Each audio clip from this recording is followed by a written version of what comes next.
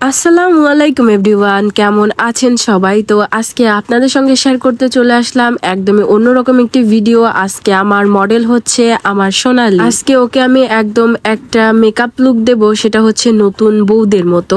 আজকে ওকে আমি চাচ্ছিলাম একদম নতুন বউয়ের মতো একটা লুক দিতে। ও বলতেছিল ঠিক আছে, আমিও সেজে দেখি যে আমাকে কেমন লাগে। আসলে মেয়েদের সাজগোজের ব্যাপারে না থাকে না বললেই চলে। আর আমিও ভাগ্য করে আমার ননদগুলোকে আমার মতোই সাজুনি বুড়ি পেয়েছিলাম।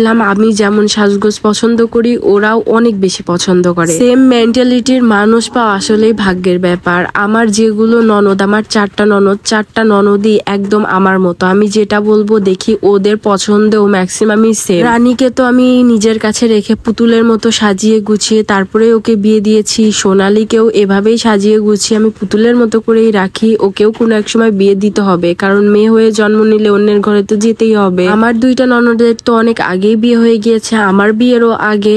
এবং রানীকে আমি নিজে হাতে এসে বিয়ে দিয়েছি, একমাত্র সোনালী এখন বাকি আছে। ওর বিয়ে নিয়ে আমাদের অনেক প্ল্যান। তো আজকে বললাম চল তোকে একটু বউ সাজিয়ে দেখি যে কেমন লাগতেছে। আসলেও ফেসটা ঠিক করে নেওয়ার পরে কনসিলার দিয়ে যেখানে যেখানে দরকার ছিল সেখানে কনসিলার দিয়ে নিলাম। ওর মুখে অতটাও বেশি কালার কারেক্টিং করতে হয় না, ওর ফেসটা শেপেই থাকে। এরপরে ফাউন্ডেশন দিয়ে নিয়েছি, এরপরে পাউডার দিলাম। যেহেতু এখন আই লুক তৈরি করব, এই কারণে চোখের তলায় কিছুটা পাউডার দিয়ে রেখেছি। আমি চাচ্ছিলাম গর্জিয়াসের মধ্যে সফট একটা লুক দেওয়ার জন্য। আর এখানে আমরা কি নিয়ে যেন হাসাহাসি করতেছিলাম। এখানে ওর আই লুকটা কমপ্লিট হয়ে গিয়েছে, এবার আইলাইনার দিয়ে দিচ্ছি। আমি একজনকে অনেক সুন্দর করে আইলাইনার দিয়ে দিতে পারি, কিন্তু যখন আমি আমার নিজের চোখে আইলাইনার দিই তখন কোনো দিনও দুই চোখের আইলাইনার সেম হয় না। ওর আই লুকটা তো আমার ভীষণ পছন্দ হয়েছিল।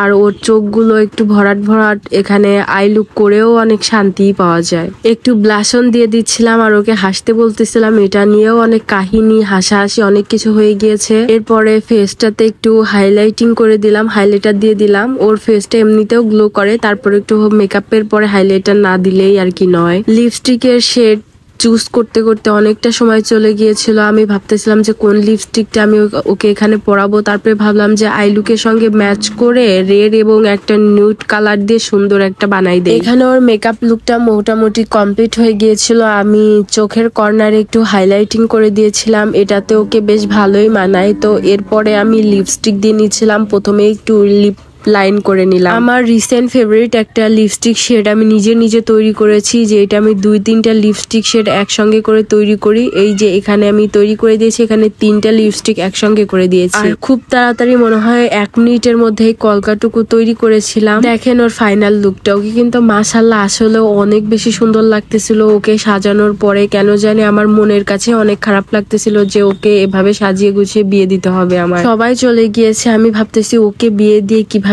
থাকবো। ওকে আমি অনেক বেশি ভালোবাসি আর ওরাও আমাকে খুব ভালোবাসে। তো বউ সাজানোর পরে আমার নিজের কাছে কেন যেন অনেক খারাপ লাগতেছিল। আপনাদের কাছে আজকে ওর লুকটা কেমন লাগছে অবশ্যই সেটা কমেন্ট করে জানাতে ভুলবেন না। ভালো থাকবেন সবাই, আল্লাহ হাফিজ।